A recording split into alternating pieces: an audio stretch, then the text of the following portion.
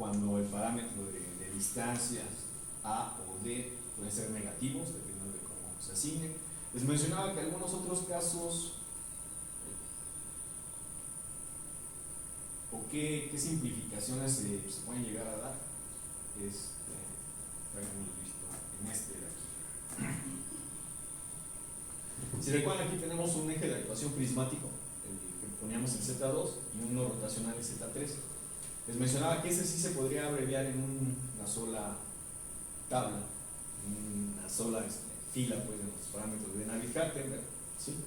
Sin embargo, bueno, la convención de Navier-Hartenberg pues, identifica cada grado de libertad y asóciale un eje Z. Entonces, por eso es que aquí lo tenemos. Pero bueno, al hacer el análisis van a ver que si este eje, por ejemplo en Z2 ponemos tanto nuestro grado de libertad rotacional como el prismático, no pasa nada, simplemente que es lo que tendríamos que cuidar, donde pongamos el origen del marco de referencia, ¿sí? Para tomar en consideración la distancia L2 que tenemos como parte de la estructura. Ese es nada más el cambio que se tendría que hacer. Bueno, vamos a empezar a ver cinemática inversa.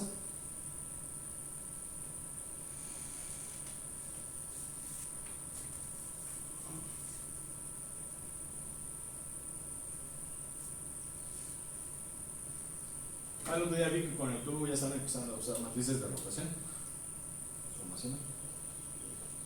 Bueno, ya vimos cinemática directa.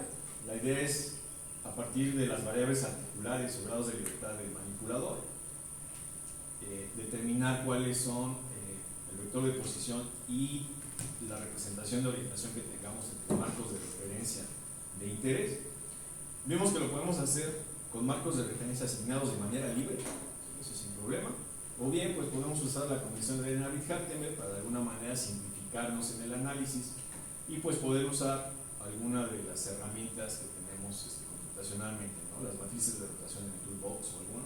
Nada más metemos los parámetros de Navier-Hartenberg y pues ya nos da directamente la cinemática, ¿no? Sin tener que nosotros programar más. Bueno, el otro problema que tiene que ver con la parte de movimiento del robot sin considerar fuerzas, ¿sí? O torques que generen la dinámica es qué pasa con la cinemática inversa. Aquí la idea es que a partir de una posición deseada, tanto de orientación como de posición en algún punto de interés de la estructura del robot, pues cuáles son las correspondientes coordenadas articulares que nos permiten tener esa configuración o esa postura que se le llama también al manipulador. Normalmente tenemos dos enfoques: el enfoque geométrico, ¿sí? Hacer uso de las ecuaciones precisamente que tenemos de la cinemática directa, ¿sí? Bueno, el geométrico es a partir del análisis de los triángulos que deforman, y el enfoque algebraico, que es hacer el uso de las ecuaciones que tenemos de la cinemática directa. La idea es que normalmente hacemos una combinación de ambos. Algunos grados de libertad se vuelven muy evidentes cuando hacemos el análisis geométrico y después echamos mano de la parte algebraica para despejar alguno de los otros grados de libertad. Y bueno, esto también va relacionado con determinar el espacio de trabajo del manipulador, y dentro de esta sección vamos a ver también algo de generación de trayectorias o planeación de trayectorias. ¿Okay? Bueno, ¿a qué nos referimos con el espacio de trabajo? Pues la idea es el volumen que puede ser en el espacio, que puede ser alcanzado por el efector final. Aquí sí ya no nos interesa toda la estructura del manipulador, simplemente el efector final, ¿sí? Donde tenemos montada la herramienta. Y tenemos algunas clasificaciones. El espacio de trabajo diestro es todo aquel volumen del espacio donde el efector puede llegar con cualquier orientación, una orientación arbitraria, ¿sí? Y tenemos el espacio de trabajo alcanzable, que es el que puede alcanzar el efector final con al menos una orientación. Normalmente el espacio de trabajo alcanzable tiene que ver con lo que le llamamos unas singularidades, es decir, donde tenemos o ya perdimos algún grado de libertad en nuestro manipulador. Si en el espacio de trabajo diestro podemos llegar con cualquier orientación, pues precisamente aquí al poder llegar con solamente una orientación, quiere decir que perdimos grados de libertad en nuestro sistema, ¿sí? Entonces el espacio diestro pues obviamente es un subconjunto del espacio alcanzable. Ejemplos clásicos, bueno, si vemos el robotito de 2 grados de libertad, ¿sí? Longitudes de los eslabones L1 y L2, articulaciones rotacionales. Si por ejemplo consideramos que L1 y L2 son iguales, entonces tenemos que el espacio diestro solamente es el origen, ¿sí? Es el único punto que podemos alcanzar con una orientación completamente arbitraria. ¿Sí? Dan cuenta, al ser L1 y L2, podemos llegar a este punto y el robot puede estar girando y vamos a tener cualquier orientación. Cerramos. ¿Y qué pasa con el espacio alcanzable? Si recuerdan, en el espacio alcanzable la idea es que podemos llegar con al menos una orientación. Pues la idea es que es un disco completo de longitud 2L1. ¿Sí? Vamos por acá. Aquí tenemos el origen de nuestro primer grado de libertad, L1. La idea es que L2 mide lo mismo. Entonces, ¿qué pasa? El origen, aquí podemos llegar, si doblamos o empalmamos el eslabón L2 con L1, este punto del efector final llega a nuestro origen. Y al poderlo rotar, vamos a considerar que este puede rotar los 360 grados, pues nos va a dar la orientación del efector final y puede ser completamente arbitrario. ¿Sí? ¿Siguen la idea? O sea, es tener estos dos así empalmados, este capuchón hacia acá, y la idea es que lo queremos a 0 grados, 45, 90, 180, 70. Entonces le podemos dar cualquier orientación a mi efector final. Entonces, el origen es el espacio en esto. ¿Qué pasa con el espacio alcanzable? La idea es, yo veo la longitud máxima cuando los dos están completamente extendidos y entonces esto lo que me va a dar es un disco. Cualquier punto dentro de este disco yo lo puedo alcanzar, ¿sí?, con al menos una orientación. Y de hecho, si se dan cuenta, en el extremo del disco solamente puedo llegar con esta orientación, ¿sí?, cuando lo tenga extendido. Pero por ejemplo, una configuración por acá adentro, ¿sí?, yo puedo llegar con esta orientación o yo podría llegar con la otra orientación. Entonces tengo al menos una orientación con la cual puedo llegar, pero no es completamente arbitraria. Solamente tengo dos posibles orientaciones para llegar. Al no ser arbitraria, pues no es parte del espacio de trabajo diestro, sino solamente es parte del espacio de trabajo alcanzable.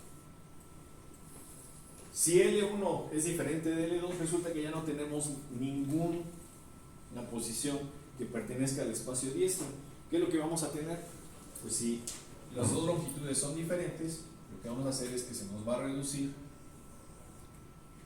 a una longitud que vamos a tener L1 menos L2 y acá vamos a tener L1 más L2 sobre un disco. ¿Sí? ¿Por qué es importante el espacio de trabajo?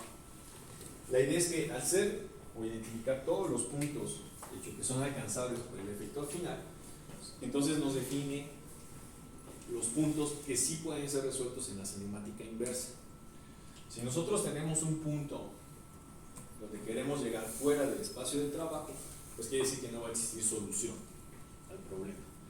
¿Sí? El espacio diestro entonces es un punto o espacio que puede tener todas las orientaciones posibles. Exactamente.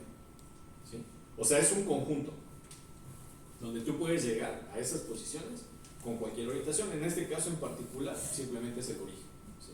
O sea, ese espacio, su espacio solamente es un punto. Pero si por ejemplo L1 es diferente de L2, y normalmente consideramos que L2 es más pequeño que L1, entonces lo que tenemos es un disco. Este es el espacio alcanzable. O sea, aquí podemos llegar, pero si L1 es menor que L2, entonces ya no podemos llegar dentro de este disco interior. ¿Por qué es importante? Bueno, yo recuerdo con algunos estudiantes, inclusive ya cuando tomaban la tesis de maestría, por eso les mencionaba si ya habían hecho alguna simulación, yo creo que sí las vamos a dejar. Le decía, bueno, ¿sabes qué? Pues empieza con el robot de 2 grados de libertad, haz que dentro de su espacio de trabajo dibuje un círculo, ¿no?, por ejemplo, o un 8. Entonces de repente, oiga, doctor, es que no me queda, se me hace una parte bien, pero después me da soluciones imaginarias. Entonces, ¿qué es lo que pasaba? Pues, por ejemplo, si es un puntillo de 2 grados de libertad, por ejemplo, parte del disco que querían hacerlo del círculo quedaba fuera de su espacio de trabajo. Entonces, cuando salía del espacio de trabajo del manipulador, pues la cinemática inversa les daba soluciones imaginarias, entonces les indeterminaba. Entonces, por eso es importante también ver cuál es el espacio de trabajo y entonces pues definir la tarea de manera apropiada. ¿De acuerdo? ¿Puede repetir por qué el espacio diestro es vacío? Sí. Si recuerdas el ejemplito, precisamente los capuchones tienen la misma longitud. ¿De acuerdo? Entonces, si este es donde tengo montado mi eslabón L1. L2 lo empalmo. Entonces, ¿qué pasa? Yo te digo, ¿sabes qué? Yo quiero que el efector final, el capuchón en rojo, alcance el origen. ¿Y qué es lo que pasa? Puede ser con cualquier orientación. O sea, yo puedo estar rotando los 360 grados y sigo manteniendo el capuchón en la punta del origen, pero puedo ponerle cualquier orientación. A diferencia, ¿qué pasa? Pues nos vamos a hacer algo más pequeñito. Este es nuevamente mi eslabón L1 y ahora el eslabón negro es mi apuntador y es un poquito más corto. Si te das cuenta, ahora ya no alcanzo el origen. De hecho, si yo roto cuando están empalmados, lo que puedo hacer es precisamente este límite de la dona, ¿no? El límite interior. Y ya no puedo llegar con cualquier orientación, a cualquier punto. Puedo llegar, en este caso, con una orientación siempre apuntando hacia el origen. Entonces, en el espacio alcanzable son aquellos que puedo llegar con al menos una orientación, y el espacio diestro es el que puedo llegar con una orientación arbitraria. ¿Sí? Sí, No me da nada. Entonces, por ejemplo, esa es una de las ventajas que nos da luego normalmente la muñeca, en el caso de los robots industriales, de que en realidad la orientación al final la obtenemos a través de movimientos de la muñeca.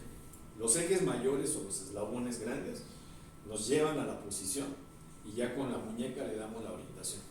Y normalmente esa nos da un espacio de trabajo diestro. Okay.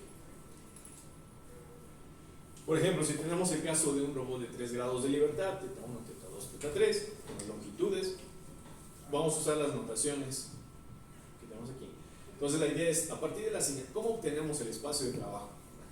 A partir de las ecuaciones de la cinemática directa, X, Y, que serían las coordenadas del efector final, y se dan cuenta de la orientación de este efector, pues va a ser la suma de los 3 ángulos. Vamos a tomar igual la misma hipótesis en un robot real. La idea es que el eslabón más cercano a la base de los ejes principales siempre es de mayor longitud que los siguientes. Entonces, L1 es mayor que L2, a su vez es mayor que L3, L2 es mayor que L3, ¿vale? Y L1 es mayor que la suma de L2 y L3. Entonces, ¿cómo podemos determinar cuál es el espacio de trabajo del manipulador? Pues la idea es que dentro del valor o del rango que puedan tomar las variables articulares, pues hacemos simplemente un for en uno de ellos y hacemos un barrido, y con eso podemos obtener el dibujo de nuestro espacio de trabajo, ¿sí? Las gráficas clásicas. ¿Cómo lo podemos hacer? Pues precisamente si tomamos θ1 y θ2 fijo y variamos el ángulo θ3, si por ejemplo consideramos que θ3 puede rotar 360 grados, pues ¿qué es lo que me va a hacer este eslabón entonces? Pues lo que puede hacer es que este efector me va a dar un círculo que tenemos aquí, precisamente de radio L3. Este circuito que tenemos aquí. Si ahora, por ejemplo, consideramos que podemos variar L2 o variamos θ1, pues entonces este circulito, la idea es que nos puede dar toda esta dona de aquí. Si variamos θ2, pues entonces ya nos da todo esta dona que tenemos aquí, el radio inferior, ¿sí? Que sería L1 menos la suma de L2, L3, y el extremo, el círculo exterior, que sería la suma de L1 más L2 más L3. ¿Qué es lo que pasa? Todo este es espacio alcanzable. Tampoco no podemos llegar a cualquier punto dentro de los que tenemos aquí, ¿sí? O algunos con alguna orientación arbitraria.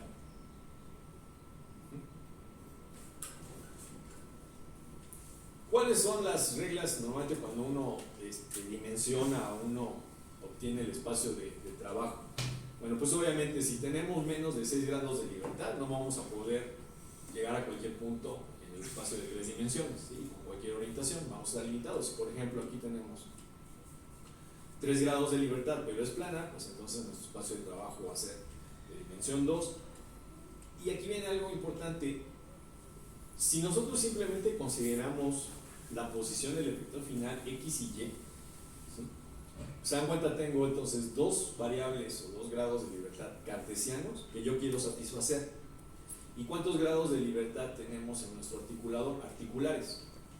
Pues tenemos 3. Entonces se dice que cuando tenemos más grados de libertad articulares que de la tarea, se dice que el robot es redundante. Quiere decir que podemos tener múltiples soluciones para un punto en el espacio. Cuando teníamos el caso de un robot de 2 grados de libertad, pues tenemos 2 posibles soluciones. Cuando tenemos redundancia, vamos a tener múltiples soluciones, y es cuando podemos hacer cosas como optimización de energía, bueno, hay varios criterios que se pueden enfocar ahí, ¿sí? Entonces, en este caso, lo interesante es cuando uno quiere hacer la cinemática inversa. Si, por ejemplo, yo solamente pongo como condición la posición X y Y, entonces tengo un grado de libertad extra, el cual yo lo puedo asignar libremente. ¿Podrías regresar a la lámina anterior? ¿Está? Ajá. No, una antes. Ahí. Ahora que le siguen. No, ahí. Ahí, ajá. Ahí es variando teta 1 y Teta teta 1. 2. No, aquí es teta 1. La idea es que L1 y L2 los pones uno como extensión del otro. Entonces, aquí tenemos el origen, este es L1 y L2, y lo que estamos considerando es este circulito que nos hacía.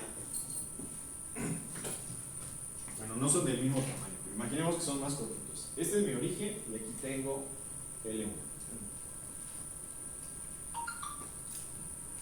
Ahorita la idea es que L1 y L2 los considero así. Y lo que veía es que dentro de este punto, este sería el puntito del efector final de mi manipulador, lo que puede hacer es rotar así, generar un círculo. ¿Qué es lo que pasa? Como ahora yo puedo ir variando esto, la idea es que puedo generar o alcanzar cualquier punto dentro de esta dona. ¿Sí? O sea, yo mantengo estos dos, siempre Fijos. uno extendido del otro, pero esta dona, al variar el de adentro, yo puedo ir generando cualquier punto. ¿Sí? Sí. Así es como se. Y ya después lo que haces ahora es variar teta 2. Digo que eso más, bueno, computacionalmente haces un for y ya te saca todos los puntitos.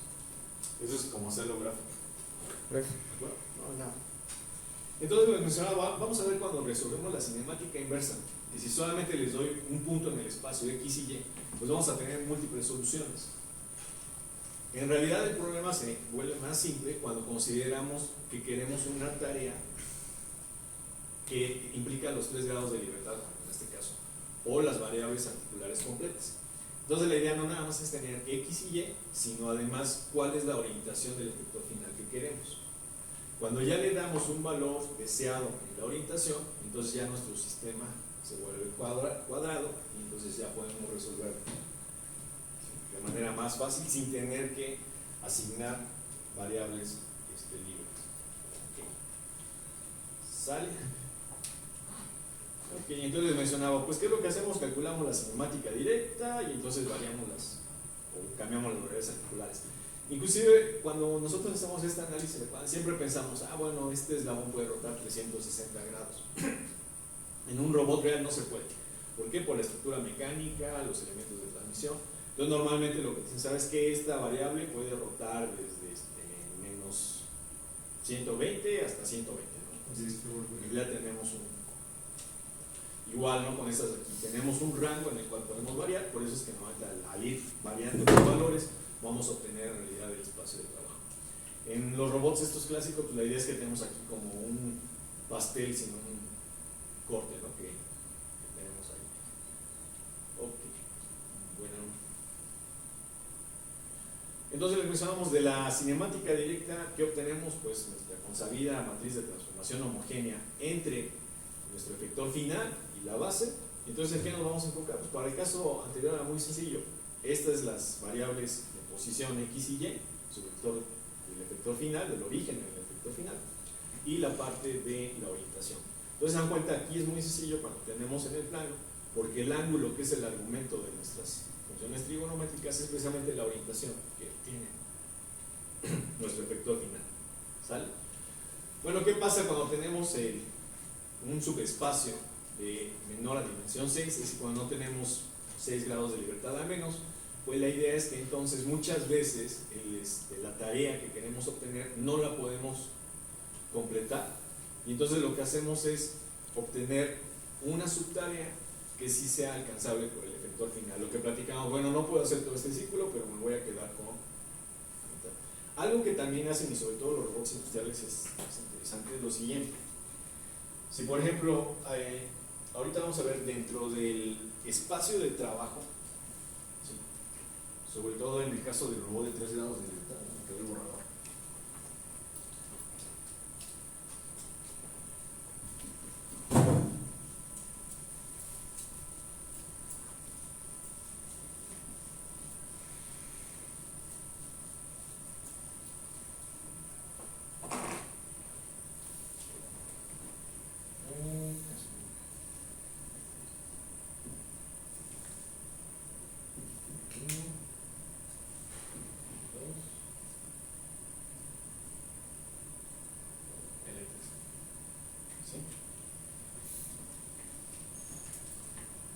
Por ejemplo, nosotros queremos llegar a un punto de interés.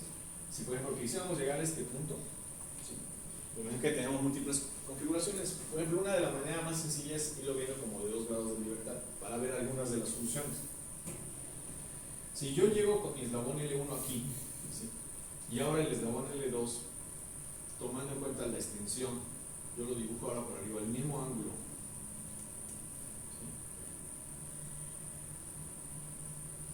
El dibujo ahorita no corresponde tanto. La idea es que la imagen espejeada me va a dar una configuración diferente. Pero ¿qué es lo que me cambió? La posición sí llegué, pero si vemos la orientación del efector final, en este caso viene hacia acá, mi flechita hacia acá. Por eso les mencionaba, si yo solamente me fijo en la posición, al menos tengo 2 posibles soluciones. Pero si yo les doy la posición y la orientación que yo quiero, en realidad me quedo con una sola solución, una única posible solución. ¿Sí? Entonces, ese es uno de los detalles cuando uno resuelve la cinemática inversa. Si realmente tienes que satisfacer la tarea. Aquí cuando nada me fijaba en el punto, es M es mi espacio de tarea, N es mi número de variables articulares. ¿Sí? Si me fijo entre orientación y posición, entonces ya tengo mi sistema completo. Pero ¿qué es lo que pasa si, por ejemplo, yo quisiera llegar a un punto? Pensemos que es este de aquí, y resulta que el punto al que yo quiero llegar implica que mi eslabón L3 se me tiene que empalmar con L2.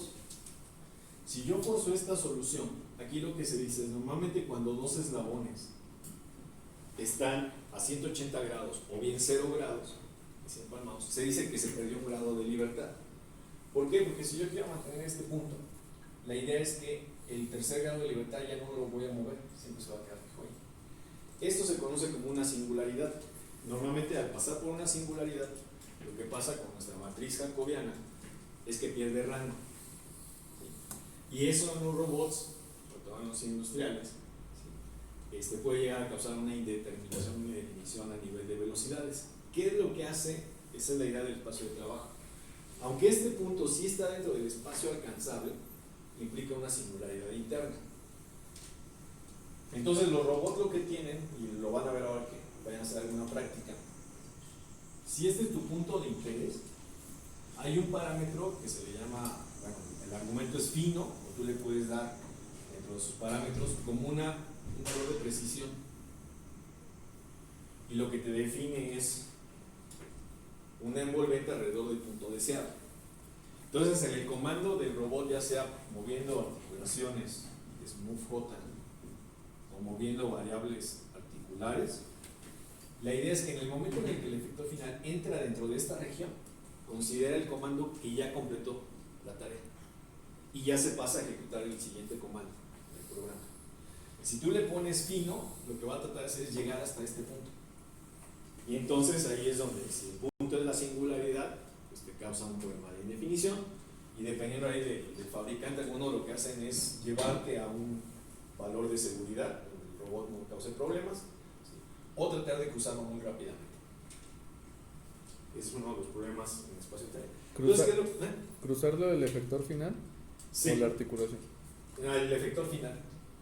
O sea, el efector final, al cruzar por aquí, va a ser precisamente que cambie la configuración de la singularidad del efector final. ¿Sí? Entonces, precisamente la idea es, aunque es un punto alcanzable, pero que te causa una singularidad, entonces lo que haces es definir esta idea de un subespacio que no te cause problemas. Y lo mismo puede ser en un espacio de Entonces, ¿qué es lo que vamos a tener? Pues obviamente conocemos la estructura del manipulador, las longitudes de los eslabones, su configuración, y lo que queremos obtener es a partir de los vectores de posición y orientación que sean, pues cuáles son los valores de las variables articulares. Bueno, el problema de la cinemática inversa no es sencillo, sobre todo en robots de configuración espacial muy compleja. ¿Qué es lo que tenemos típicamente? O pueden existir múltiples soluciones, puede que no exista una solución del todo, o bien que implique singularidades. Son los tres problemas habituales. ¿Sale?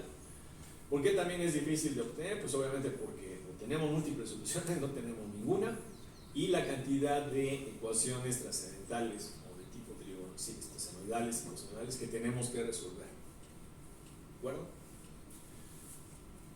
Okay. ¿Cuándo podemos pensar que sí existe una solución para empezar el problema de cinemática inversa? Pues primero que nada es que el punto de interés pertenezca al espacio de trabajo.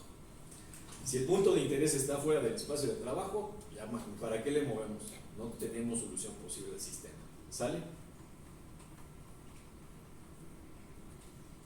Y aquí viene otro detalle. Bueno, y si tiene múltiples soluciones, pues ¿cómo escogemos la más apropiada? Para empezar, eso nos permite escoger entre una y otra, ¿sí? Si pensamos, por ejemplo, en nuestro brazo, tenemos brazo, el antebrazo, y tenemos la muñeca, pensándolo como un tercer eslabón, y tenemos nuestro efector final. Si, por ejemplo, yo quiero llegar a este punto, y con esta orientación, o sea, completamente horizontal el eslabón, vemos que tenemos dos posibles soluciones. Pensando desde el punto de vista mecánico, ¿qué configuración es mejor? ¿La de arriba o la de abajo? Normalmente, de hecho, se le llama codo arriba o codo abajo. ¿Codo arriba? ¿Codo arriba? Codo ¿Por qué? A abajo. ver, ¿quién nada más? ¿Codo arriba por qué? Bueno, yo creo que ahí dependería de la trayectoria que tengo que hacer, ¿no? Porque si quisiera hacer una línea recta, yo creo que sería más fácil para mí hacer esto que hacer esto. Por ejemplo, ahí viene uno de los detalles. El problema, como se los planteo, de entrada, falta más información. No solamente depende de la postura que yo quiero, sino de la tarea que quiero hacer. El qué tanto variable, qué tanta articulación tengo en la base, ¿no? Por ejemplo, exactamente, si yo quiero, por ejemplo, hacer un movimiento de mi efector final, puede ser que la configuración codo arriba va a ser más fácil para hacer el movimiento. Pero si yo, por ejemplo, lo que quiero aquí es cargar algo, ¿qué configuración es más cómoda? ¿Codo arriba o codo abajo? Codo abajo. Codo abajo. Por ejemplo, cuando nosotros vamos a cargar algo, ¿sí?, normalmente lo cargamos de esta manera. Porque estructuralmente la carga se distribuye en el brazo. Que si lo cargamos así, es complicado. Pero si, por ejemplo, nosotros queremos movernos, ¿sí?, por ejemplo, para mover así, si se dan cuenta, estamos escogiendo la configuración codo arriba. De hecho, la configuración codo abajo no es tan cómoda, ¿no? Entonces, en realidad, ¿de qué va a depender esto? ¿Cuál es la solución? Va a depender de la tarea que queramos hacer. Y ahí se vuelve un problema de optimización, ¿no? Y ahí es donde se vuelve un problema de optimización. Entonces, en el problema de optimización, pues ya vieron, lo importante primero que nada es que puedas reflejar el problema que tú quieres, o sea, maximizar o minimizar a través de una función. ¿Sí? Identificar cuáles son tus variables. ¿Sí? Si, por ejemplo, no podemos cambiar la estructura, es decir, las longitudes de los eslabones, etcétera, sino solamente el valor de cada una de las variables articulares, pues es un problema de generación de trayectoria y de la postura que queremos en nuestro manipulador y dependiendo de la tarea. ¿Sale? ¿Qué otra cosa, por qué también nos puede dar una ventaja tener múltiples soluciones? Bueno, la idea es, no solamente es en la idea de que podemos optimizar algo, sino también el que tengamos redundancia nos puede permitir evadir obstáculos, ¿sí?, tener trayectorias que puedan ser realizables. Por ejemplo, aquí si vemos, quiero llegar a este punto, puedo tener configuración codo arriba, codo abajo.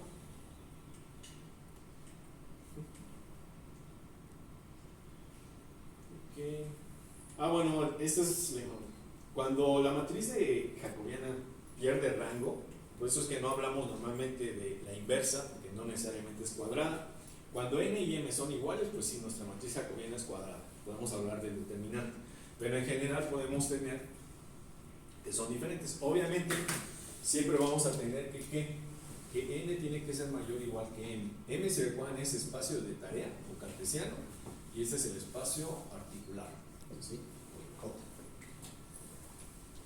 Si n es menor que m, quiere decir que yo quiero completar una tarea en el espacio con menos grados de libertad. No va a haber manera de que yo pueda completar. ¿Sí? O sea, por ejemplo, yo quiero llegar a un punto en el espacio y tengo 2 grados de libertad en una configuración planar. Nunca voy a poder llegar en el espacio. Por eso es que en general siempre vamos a tener este caso. ¿Sí? Y ahora tenemos dos cosas. Si n es igual a m y si n es mayor que m. Si n es mayor que m, decimos que el robot es redundante. Tenemos más grados de libertad. ¿Qué ventajas se tienen? Si por alguna situación alguno de los grados de libertad cae en una singularidad, puede ser que con los restantes aún pueda completar la tarea. Si uno de los grados de libertad se descompone, puede ser que con los restantes aún pueda completar con la tarea. Si estoy aquí en el momento en el que entra en una singularidad, pues mi espacio de tarea precisamente se va a reducir también en consecuencia. ¿Vale? Y lo que implica normalmente pasar por una singularidad es que vamos a tener una aceleración infinita. ¿Por qué? Pensemos en el caso sencillo, cuando n es igual a m. Si recuerdan, porque ya les había adelantado, la idea de la matriz jacobiana, el caso más sencillo es: yo tengo mi vector de posición, ¿sí?, de mi efector final. Si recuerdan, este es x, y z. Si nosotros derivamos con respecto al tiempo, como estas son función de mis variables articulares, ahorita las voy a poner como θ, pues ¿qué es lo que voy a tener? Pues voy a tener aquí la parcial de mi vector p respecto a θ, ¿sí?, y después la derivada de θ respecto a tiempo. Entonces, esto es lo que típicamente ponemos como una matriz jacobiana de θ punto. Entonces me mapea de mis variables articulares, de mi vector de velocidades articulares, a mi vector de variables cartesianas. ¿Sí? Si pensamos que el caso es el caso cuadrado, pues qué padre, ¿no? Porque puedo saber muy fácilmente si pierdo o no rango o entro en una singularidad. ¿Qué va a pasar? El determinante de esto se me va a indefinir. Si nosotros queremos, por ejemplo, alcanzar un cierto vector de velocidad en el espacio cartesiano, o sea, por ejemplo, yo quiero trazar una línea recta, ¿sí?, en el pizarrón a cierta velocidad, pues entonces yo conozco este vector, mi vector deseado. Yo necesito saber ahora cuál es el perfil de las velocidades articulares que me van a generar este perfil de velocidad de la tarea. Si el sistema es cuadrado, pues ¿qué es lo que hacemos? Pues bien fácil, ¿no? Agarramos y lo invertimos. Si recuerdan, en la idea de la inversa, ¿qué es lo que tenemos? Pues vamos a tener 1 sobre el determinante de j a la menos 1 por la matriz, lo voy a poner ahorita aquí de esta manera para denotar la matriz de cofactores, ¿no? El detalle viene aquí. Si entro en una singular, ¿qué ocurre con mi determinante? Se vuelve 0. Entonces, el 1 entre el 0 me da infinito. Pues aunque yo le pida una velocidad cartesiana pequeñita, al tener esta indefinición, para poder generar este vector de velocidad pequeñito en la tarea, en el espacio de tarea, me va a implicar ¿qué? Velocidades articulares infinitas. ¿Sí? Ese es el problema que me causa. Cuando tenemos el caso cuadrado es fácil de ver. Cuando tenemos el caso no cuadrado, pues viene la misma idea. ¿Se recuerdan? Ahí lo que tenemos es que mi matriz pierde rango, entonces precisamente al perder rango tenemos que algunos de sus valores propios se vuelven 0 y me van a causar ese problema también a nivel de velocidad. Y las velocidades también pueden entrar, al momento de hacer un problema de generación de trayectorias, las velocidades también pueden entrar como factores de, bueno, como restricciones en el problema de optimización. Sí. De hecho, Lo hacen más completo, ¿no? eso lo vamos a ver acá. Voy a adelantar un poquito. Las próximas 2 sesiones. En 2 sesiones más. Voy a adelantar un poquito por la que hacía. Una de las maneras de hacer una generación de trayectoria, digamos de las más sencillas, es lo que se conoce como utilizar polinomios de interpolación. Como un spline. Son splines. Entonces, ¿qué es lo que pasa? Por ejemplo, nosotros estamos bien acostumbrados a, pues es que el robot ya tiene un control, ¿no? Y entonces mi control clásico es, por ejemplo, el PID, ¿no? Entonces, caso más sencillo, inclusive no pensemos en en un robot, pensemos en una simple variable, es decir, el caso más sencillito, yo tengo aquí mi variable teta, un solo péndulo y aquí tenemos la longitud de, ¿sí? Pues este es mi efector final, pues es el valor de aquí. Entonces, por ejemplo, yo tengo aquí el ángulo teta y yo lo quiero llevar, por ejemplo, a este valor de aquí. Este es teta deseado y este es teta en cero. Si yo lo veo desde el punto de vista temporal, aquí tengo t, aquí tengo teta. ¿Qué es lo que pasa? Pues mi valor teta cero lo tengo aquí.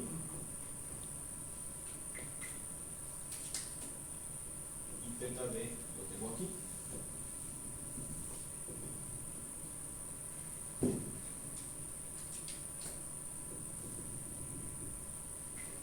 Entonces, pues yo lo quiero llevar en mi valor 0 más teta d en un cierto tiempo.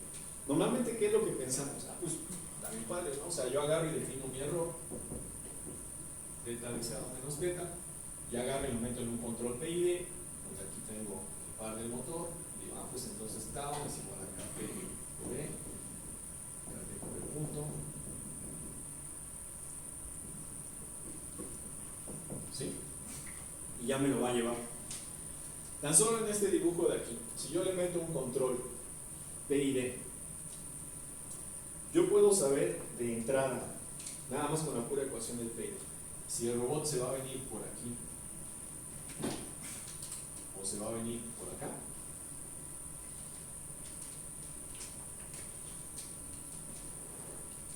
¿Qué esperaríamos? Bueno, que siguiera el sentido de giro, ¿no? Que lleva. Pues que siguiera el sentido de giro, ¿no? Pero igual puede depender de las ganancias. Si la ganancia de KP está mal sintonizada, hasta a lo mejor da una vuelta completa y llega. Eso es cuando normalmente lo vemos. ¿Cómo se llama este problema en la teoría de control? Se llama un problema de regulación. O sea, yo quiero de un valor a un valor deseado. Eso aquí, ¿cómo se ve? Pues se ve como, ok, yo por ejemplo, en el instante del tiempo t igual a 10, quiero que me haga este cambio. Ah, pues entonces quiere decir que aquí viene y yo le meto un escalón. Yo le estoy pidiendo ahí un escalón como referencia, o sea, un saltote. ¿Qué es lo que me va a hacer normalmente mi controlador? Pues dependiendo de la sintonización, normalmente me va a hacer esto. Se va a estabilizar. Y este brinco, ya sabemos, es el sobreimpulso. Y jugando con las ganancias, pues tratamos de acercarlo lo más posible. Y a veces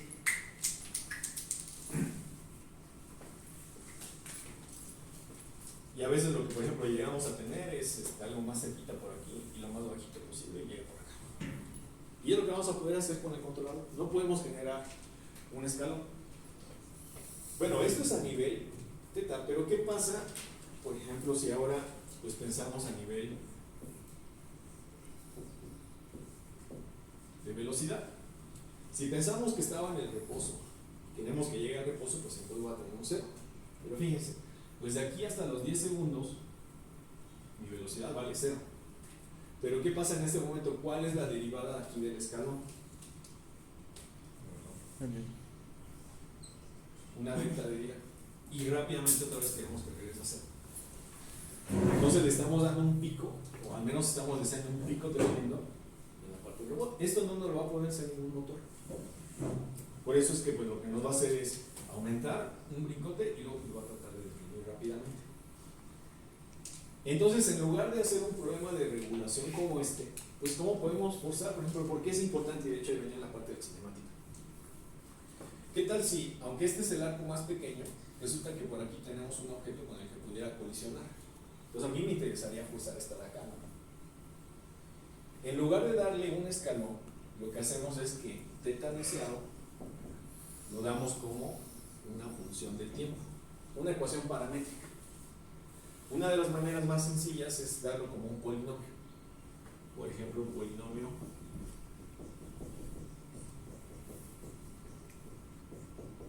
de tercer grado.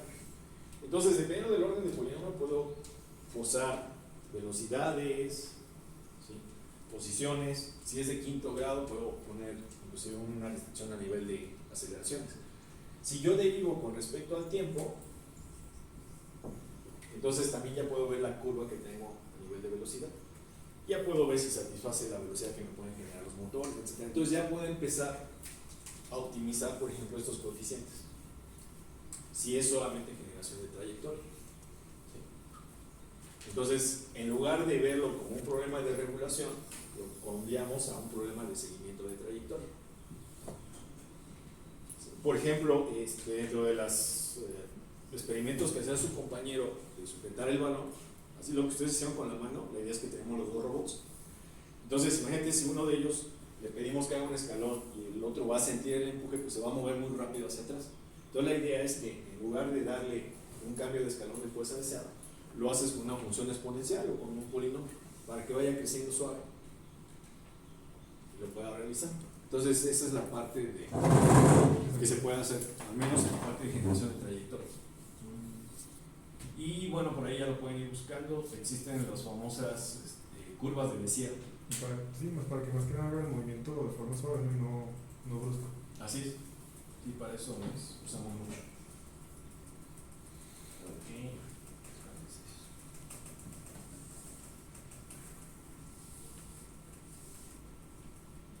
Y por eso vamos a ver esa parte de generación de trayectoria. ¿Era ahí? ¿Sí? Aquí venimos.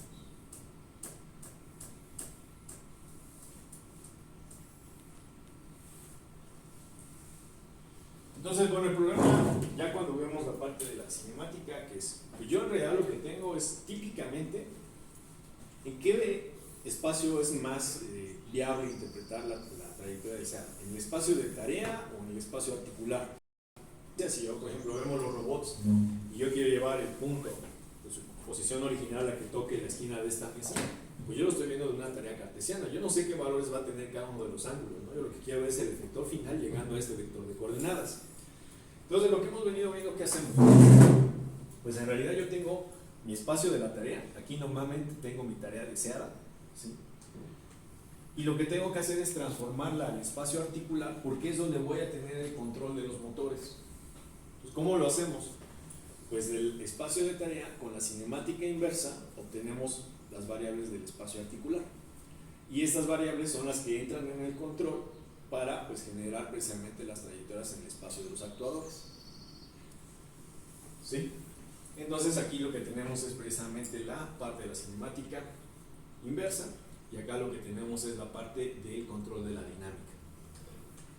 ¿De acuerdo? Ok, aquí tenemos un ejemplito.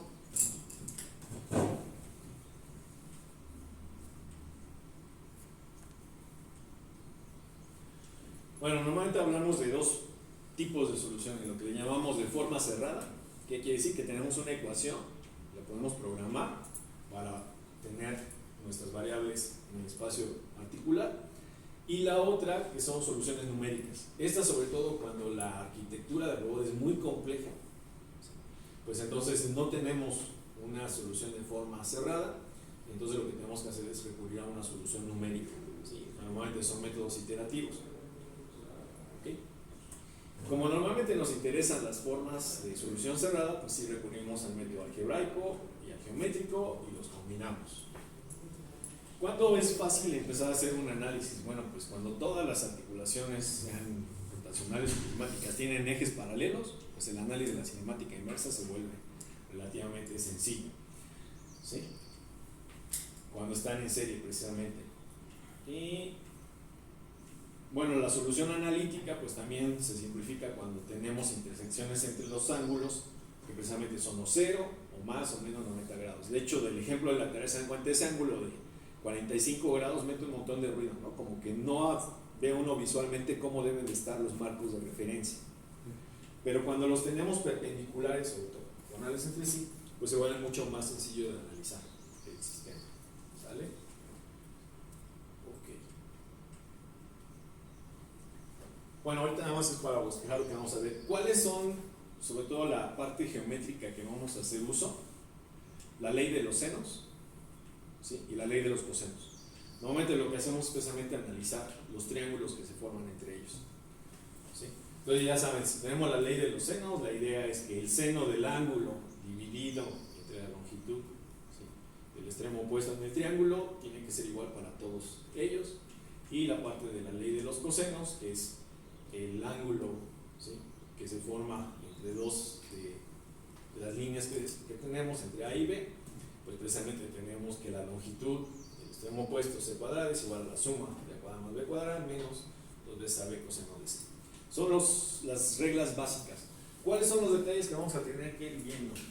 Pues precisamente, si por ejemplo llegamos a una expresión donde vamos a usar el arcocoseno, ¿se acuerdan? La idea es que el coseno es una función par. Entonces el coseno del ángulo en positivo y el coseno del ángulo en negativo es el mismo resultado. Entonces, a la hora de hacer el arcocoseno, pues precisamente nosotros vamos a seleccionar si queremos la solución positiva o la solución negativa. ¿Y eso qué es lo que nos va a dar? Pues precisamente, si con respecto a la prolongación del eslabón, por ejemplo, en este caso L1, tomamos el ángulo negativo, ¿sí?, de la solución del arcocoseno, estamos forzando la configuración codo arriba. Si tomamos el ángulo positivo, vamos a estar forzando la configuración codo abajo. Así es como podemos seleccionar una u otra, ¿sí?, de manera sencilla. Entonces, bueno, esto lo vamos a ir viendo la siguiente sesión. De hecho, creo que ya les subí esta presentación. Las del 3, creo que sí. Sí.